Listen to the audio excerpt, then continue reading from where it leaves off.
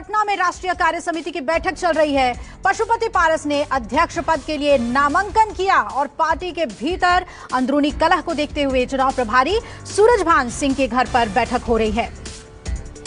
तो पशुपति पारस ने अध्यक्ष पद के लिए नामांकन कर दिया है और ये अहम बैठक पार्टी दफ्तर पे नहीं बल्कि सूरजभान सिंह के घर पर हो रही है और यह हवाला दिया गया है कि कोविड की वजह से घर पर बैठक की जा रही है।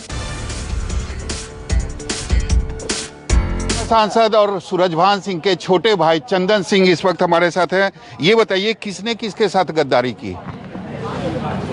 किसी ने किसी के साथ गद्दारी नहीं की। जो बिहार के विकास में हित में होगा वो फैसला सब लोग ले रहे हैं। कोई गद्दारी नहीं हो रहा है।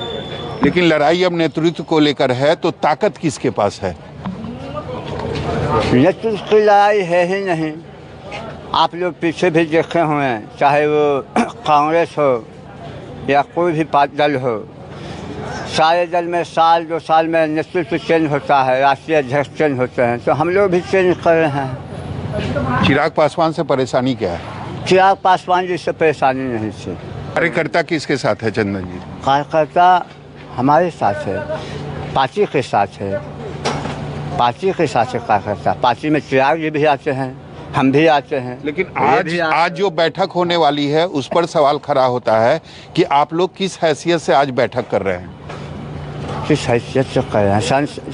सांसद हैं, इस हैसियत से पार्टी का कर रहे हैं। क्यों?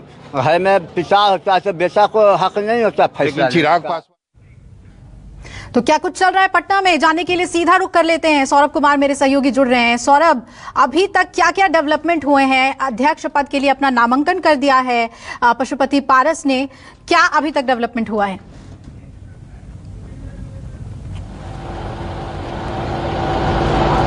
जी बिल्कुल, मैं बताना चाहूंगा इस वक्त मैं जो अभी राष्ट्रीय कार्यकारी अध्यक्ष है सूरजभान सिंह, उनके आवास के बाहर मौजूद हूं और अंदर बैठक चल रही है। सबसे बड़ी बात है कि बैठक का जो समय था वह 11 बजे तय हुआ था, लेकिन करीब 2 घंटे के बाद यानी 1 बजे बैठक शुरू हुई। पशुपति पारस जब यहां पर पहुंच गए तो उसके बाद बैठक शुरू हुई और बैठक शुरू होने के बाद पशुपति पारस ने राष्ट्रीय अध्यक्ष के रूप में अपना नामांकन किया और यहाँ पर जितने भी सांसद थे उन्होंने इसका समर्थन किया। हालांकि अभी भी बैठक चल रही है।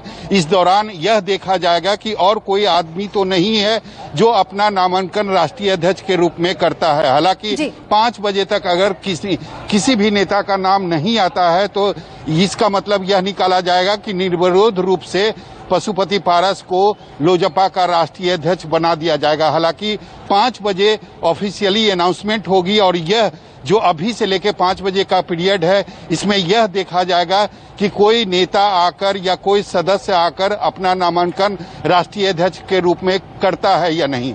हालांकि लेकिन अहम बात है कि अपनी डफली बजाने से तो नहीं होगा ना। पार्टी का एक कॉन्स्टिट्यूशन है, उस कॉन्स्टिट्यूशन की गाइडलाइन है। कल चिराग पासवान ने अपने प्रेस कॉन्फ्रेंस में ये बात कही कि जब तक एक अध्यक्ष या तो उसकी मृत्यु ना हो या फिर वो खुद अपने पद को ना छोड़े, रिजाइन ना करे, तब तक वो अध्यक्ष बना रह सकता है। तो कैसे कॉन्स्टिट्यूशन को दरकिनार करके पशुपति पारस अपना नामांकन कर रहे हैं? ये तमाम सवाल हैं पटना में इस वक्त पारस गुट के सामने।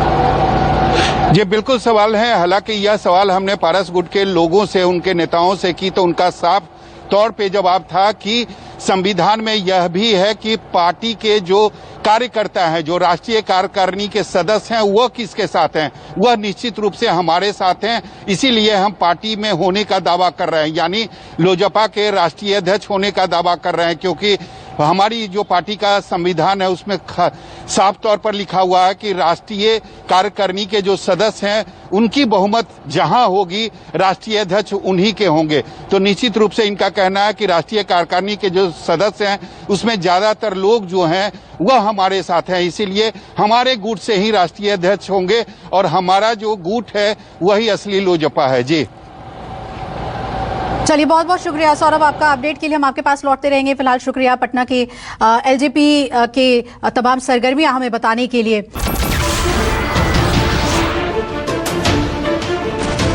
नमस्कार, मैं हूं मानक गुप्ता।